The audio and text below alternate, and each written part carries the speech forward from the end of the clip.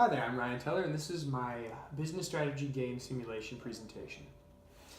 So, I'm going to start out basically giving you a brief summary of what the business strategy game is. A business strategy game is a simulation that gave me and my other classmates the opportunity to run our own businesses. We ran an athletic shoe organization, and we could run it however we wanted, and we ran it for 5 years to determine how well we did. So we competed against our other classmates and the other groups in the class, and we had to put in all the inputs for the organization and essentially run the company and see how we performed. So for me, I decided to adapt the strategy of differentiating my product by making it higher quality than my competitors. I wanted my product to be higher quality. I knew it would require it to be a higher cost than my competitors, but as a result, I thought I could garner enough market share due to the differentiation that I put into making my product of higher quality. So brief summary on how I did. Well, at first, I messed up a few of my numbers after the first year and I didn't realize it, but with the help of my field representative, I was able to correct some of my errors, and I went from doing poorly to doing extremely well, and I was able to maintain that throughout the rest of the simulation to have an overall good grade for the entire simulation. I'll show you some of the numbers now of how I performed. So here's some of the financial performance summary. This right here is a figure of the net revenues. As you can see, year 10 is where we started. That was the base revenues. Year 11 only went up a little bit, but after that I fixed all the errors that I had. I skyrocketed and increased every year from there. Also, I have the my earnings per share. You can look how year 10 it was the base again. I went down in year 11, but then after that I was able to rise and go on a growing trend. Even though I had a couple years where it went down a little bit, I ended up on a strong note and was able to do quite well, especially after that first struggle year. For my return on equity, again, you can see how I did very poorly that first year in year 11, but then I was able to skyrocket back up year 12, still do pretty well year 13. Year 14 I struggled a little bit, but then corrected and got back up to year 15. The investor's expectation line, as you can see, is straight across the board at about 15%, and I was able to exceed that in all but 2 years. And then we have the stock price. The stock price of my product, again, you can see how it struggled in year 11, but then year 12, 13, 14, and 15, I was able to see good returns, much higher than the investor's expectation for me, and so I was able to do well after that, and then again, had a jump year in year 11, then kind of mellowed out, went back to even year 13, and then continued to grow. Similarly with my credit rating, the investor's expectation was at a B+. The first year I struggled, I only had a B, but after that I was able to get an A for 2 years and an A+ for the final 2 years. So my credit rating was very good.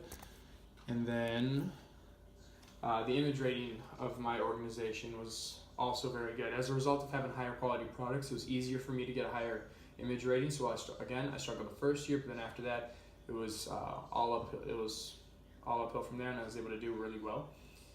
For my image rating in my organization through the corporate citizenship initiatives, as well as the image of my overall organization. And then finally we have the global unit sales. So for the first year, kind of started out at a base number for everybody, and then from there I was able to do quite well in the wholesale market, expanding and having a large portion of wholesale unit sales. As you can see, for the private label sales, I didn't get any from years 11 through 15. That's because according to the simulation, private label sales usually go to the lowest priced product. My price was higher due to having higher quality, so I just withdrew from that whole market and decided to make my living off of doing wholesale and internet sales. And then finally, the global market share. So year 11 I struggled, I dropped, so while everybody started with 25%, as there was 4 teams. First year I struggled and only was sitting around 20%, but then was able to get back on track and get about 25%, then 26% for a couple of years, and then last year kind of mellowed it out again, but I had a higher quality, higher price product, so I may not have attracted as many customers. The ones I did attract did bring back good returns for me. So my strategic vision. What was my strategic vision? Well, my strategic vision was essentially to take over the athletic shoe market with a product that was second to none in how its quality and style and reliability were. My goal was to produce a product that was much of a much higher quality than all of my competitors, and be able to garner a viable market share from a higher quality product, even though I knew the price would be higher. So if the simulation were to continue for another 2 years, here are some of my goals that I had. So my earnings per share, they were currently sitting at the year 15 at 5.39. I would want to continue to increase that ever so slightly up to 5.5. Similarly for my return on equity, it was at 17. I'd like to bump it up a little bit to 20. My credit rating, I would like to keep that as an A+. Doesn't get any higher than that. Image rating was, again, very well. While the base was about 70, I was at about 84, and I'd like to bump that up a little bit more through corporate citizenship initiatives and other such ways to be able to bump up my credit rating. And then finally, my stock price. I did pretty well on stock price, but I feel like I could bump it up a few more dollars to about $80 per share there too, and continue to just improve my products. I don't need to jump to 100% of the market share, but continue to increase year by year was kind of my goal, and that's what I was pretty much able to do. My strategy, how it evolved, was first year I said, well, I'm going to have high quality shoes, but in the process I'm going to lower the models. I'm going to try to have as low a price as possible. Well, it kind of came back to bite me in the butt, as the low models didn't help, and then my price was actually lower than many of the competitors, and having a higher quality shoe, I took a lot of the market share, but I wasn't able to compete as well because I didn't have enough return on my investments, and my profit margin was low, and I struggled that year. But then I spoke with my advisor. He gave me some with my field representative. He gave me some tips, and for other years I realized that it's okay to balance it out. So I took a high quality product, made it my competitive advantage. Then I increased the number of models I performed. As my field representative said, having more models means having more visibility. When you have more models, it's like having more of your product on the shelves of retailers, and so as a result of that, the more visibility you have, the more likely you are to see a return on your investment. But then in the process of that, I also increased the price. I had to make the price more suitable for my product. I was able to do that, and as a result of that, I was able to be pretty successful.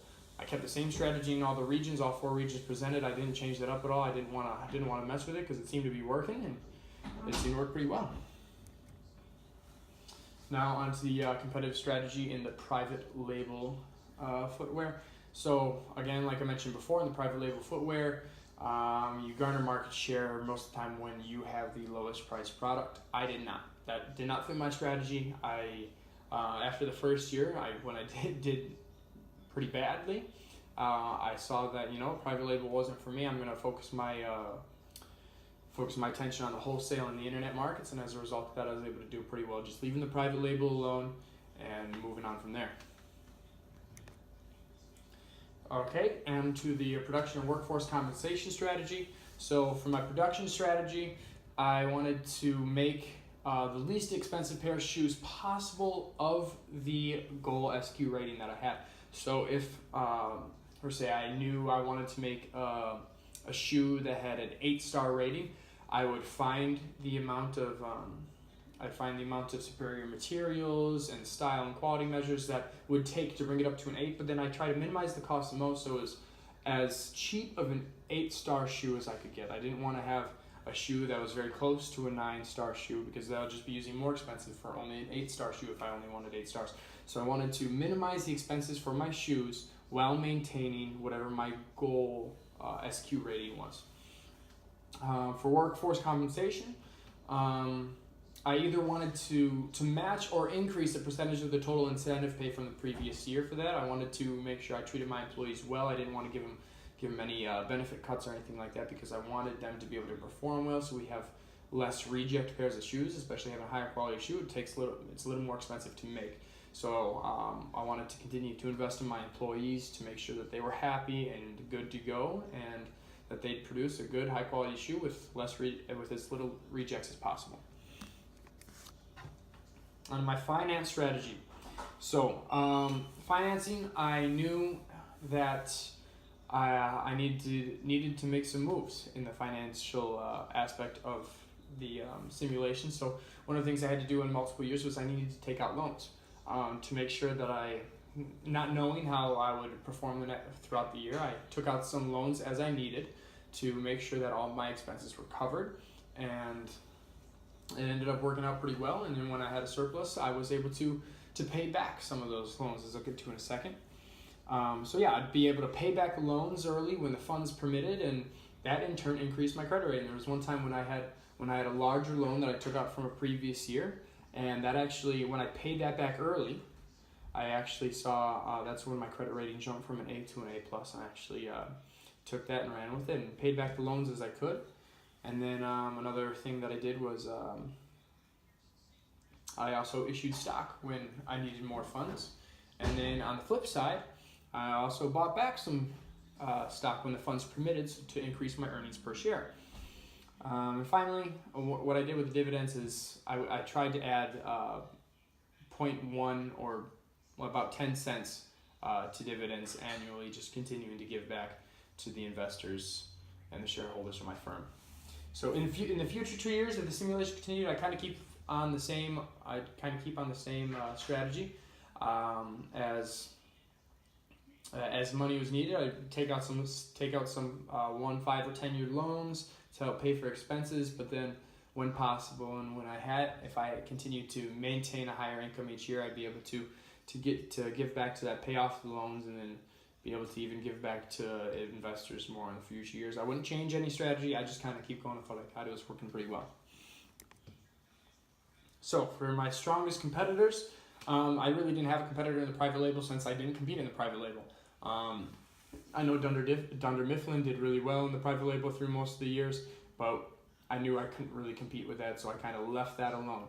However, in the branded footwear segment of the industry, Dunder Mifflin was definitely the strongest competitor I had there. The other two organizations I saw struggled throughout a good portion of the simulation, but Dunder Mifflin was right there, ended with the highest score, and did really well throughout. The difference in us is we were on kind of opposite ends of the spectrum. Dunder Mifflin took a low-cost, low-quality strategy, where I took a high-cost, high-quality strategy, and it seemed to work out for both of us. We both did well. I knew Dunder Mifflin would take its fair share of the market share, and I would try to take mine. So while I continued to work to grow my market share from year to year, I knew Dunder Mifflin was also going to stick up there. So I kind of just made sure I maintained my edge in my product, especially with the other two companies, as I kind of tried to come back at the end a little bit. I wanted to maintain my competitive edge so I can maintain my market share. But Dunder Mifflin, they took a good portion of the market share throughout all the years of the simulation. They were definitely my strongest competitor. So some actions to outcompete my rivals. Well, like I said, I want to strengthen my competitive advantages. If I saw one organization getting close to my SQ rating on my shoe, I made the SQ rating better for the next year in order to maintain that competitive edge. I didn't want to get caught and then all of a sudden have a shoe that was the same quality as mine offered at a lower price and lose most of my market share. So I made sure I kept that competitive edge throughout all the years to make sure that, hey, yeah, I still do have the best quality shoe. Yeah, my price may be still a little higher than the other firms in the industry, but you come to my organization, you buy from my organization if you want a higher quality shoe. Another thing that I can do is continue to minimize extra costs. Make sure I'm not spending too much on advertising, not spending too much on celebrity endorsements. If there are too much on celebrity endorsements, maybe cutting some of those celebrities. And so being able to work from there and make sure that I don't have extra costs mounted up where they don't need to be. And then constantly adjusting my price based on the product and the market. So if I increase my quality for a product, I also need to make sure that I probably want to increase my price, because it's going to increase the cost to produce the shoe the more I increase the quality. And so I also more than likely need to increase the price that I'm selling it at, and vice versa. If I decrease the quality because I've got too much of an edge in high quality, and I'm so far differentiated from the other competitors that it's not necessarily giving me as big of returns as I'd hope, maybe bring down the quality a little bit, but then as a result I got to adjust the price. But always adjusting the prices to remain competitive in the market. Even if I have a higher price, I need to still make sure that my prices are competitive. Some of the lessons learned to close this up. Well, my field representative was very helpful. Again, I struggled in the first year of the simulation. I didn't know what I did wrong. I did the same thing I did in the practice rounds, and I did really well in the practice rounds. So when the first year of the simulation came and went and I struggled, I didn't know why. But then my field representative actually came. He helped me by looking at all my numbers. He said, hey, maybe if you increase your models. He looked at my price, said, hey, your price is too low. He also looked at my shoe and how much of the return I was having on. He said, hey, your shoe is so much better than everybody else's. You don't need to have it this high quality. It's costing you too much. Bring down the quality a little bit, maintain your competitive edge, but as a result of that, you'll be able to get more returns. You'll be able to see more success. So I did what he said, and then the next year I had a 40-point jump in my organization to skyrocket me all the way to top in the industry for the next couple of years. So he was very insightful and very helpful, and I'm very appreciative for the insight he gave me. Other things I learned was one of the big things is that it's a dynamic market. It doesn't stay still. Teams and organizations are always making moves to change up their organization. Some of them try to copy you, some of them just try something out of the blue sometimes. Sometimes it works, sometimes it doesn't, but you always got to be ready for a major move in the market. It doesn't stay the same, and that's one of the things I really learned through this organization is if you do well one year, you can't just sit on the same numbers you put down. You got to constantly adjust and perfect your market strategy and your selling strategy in order to be the most effective.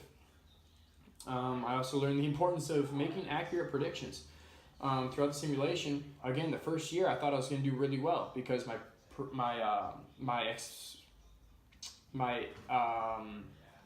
guess my prediction of what I was going to get based off of the numbers that they gave me was really well. Then when I got the results back, I underachieved in, I believe, every single category.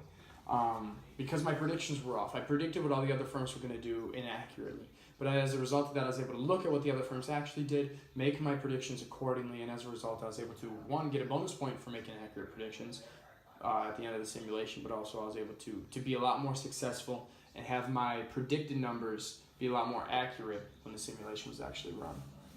And the final thing I really learned is that there's no one correct answer. Some people say, hey, if you want to be successful, you have to have a low quality, low cost strategy. Other people can say, I read somewhere doing research beforehand that, hey, the high cost, high quality strategy does not work for the simulation. Well, I ended up doing it, and it worked pretty well for me. I ended up with, I believe, a 99 out of 100 overall for my grade for the simulation. So it did work pretty well for me. But there's no one right or wrong answer. It's based off of the market. It's based off of what you do. And that was really big for me. You can't just listen to anyone who says this won't work or this has to work or if you do this it'll automatically work. You don't know. And you also have to be ready to change. You have to be ready to make moves in order to make sure your organization is successful. So that's all I got for that. Thank you for listening, and have a great rest of your day. And